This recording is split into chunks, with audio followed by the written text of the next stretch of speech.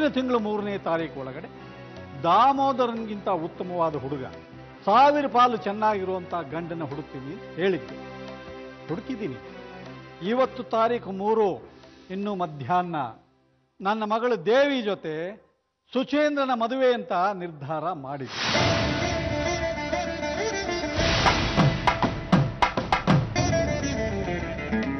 ಈಗ ಹೇಳೋ ನಾಗಭೂಷಣ, ತಲೆ ಬೋಳಿಸ್ಕೋಬೇಕಾಗಿರೋದು ನಾನಾ ನೀನಾ? ಕಂತ್ರಿ ಮುಂದುವರ್ಸಪ್ಪ.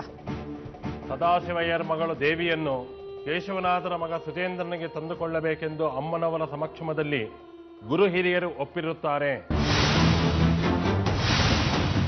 ಸದಾಶಿವ, ತಾಂಬೂಲ ಬದಲಾಯಿಸಿಕೊಳ್ಳಿ.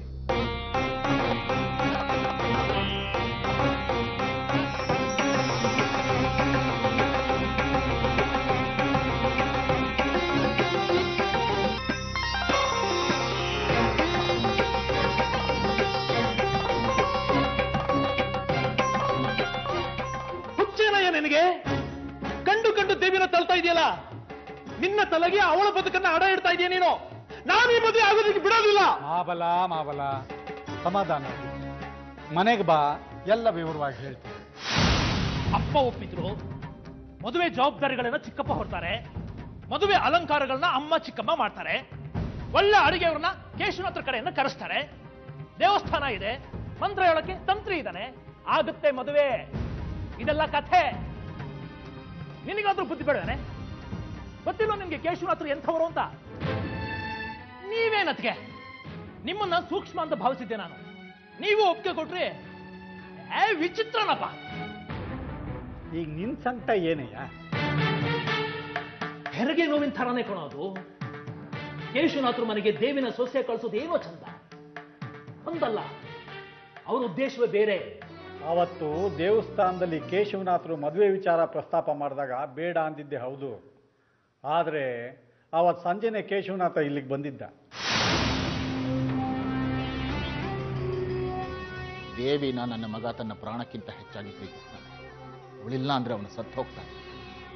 ಹಳೆ ಕೋಪ ಹಠಗಳು ಮಕ್ಕಳ ಬದುಕನ್ನು ಹಾಳು ಮಾಡಬಾರ್ದು ಅಲ್ವಾ ಸದಾಶಿವ? ಒಪ್ಕೋ.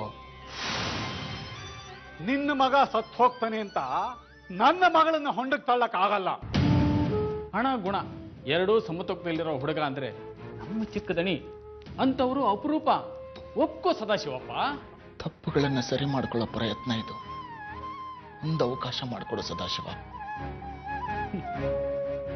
ಚಿಕ್ಕನ್ನಿಂದಲೂ ನೋಡಿದ್ದೀನಿ ನಿನ್ನ ಕೇಶವನಾಥ, ಪರಿಸ್ಥಿತಿಗೆ ತಕ್ಕಂತೆ ಪಿಸ್ತೂಲ್ ಹಿಡಿತೀಯ.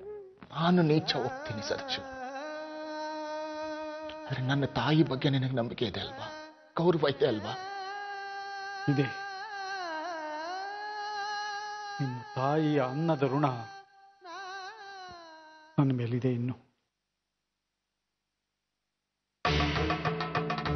ಹೆತ್ತ ತಾಯಿಯ ಮೇಲೆ ಪ್ರಮಾಣ ಮಾಡಿ ಹೇಳ್ತೇನೆ ಸದಾಶಿವ. ದೇವಿ ನನ್ನ ಮನೆ ದೀಪ. ಅವಳು ನಮ್ಮ ಮನೆಯಲ್ಲಿ ಯಾವುದೇ ಕೊರತೆ ಇಲ್ಲದೆ ಬದುಕ್ತಾಳೆ. ಇದು ಸತ್ಯ. ತಾಯಿಯ ಋಣ ತೀರಿಸೋಕೆ ನಿನಗೆ ತಂದ ಅವಕಾಶ. ಯೋಚನೆ ಮಾಡು.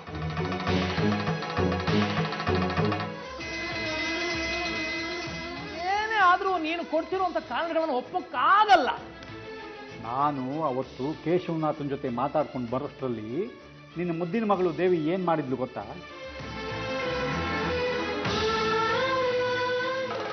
ದಯವಿಟ್ಟು ಕ್ಷಮಿಸಿ ಅಪ್ಪ, ಸ್ವಲ್ಪ ಹಾಗೆ ಅವ್ರ ಪರವಾಗಿ ನಾನು ಕ್ಷಮೆ ಕೇಳ್ತೀನಿ.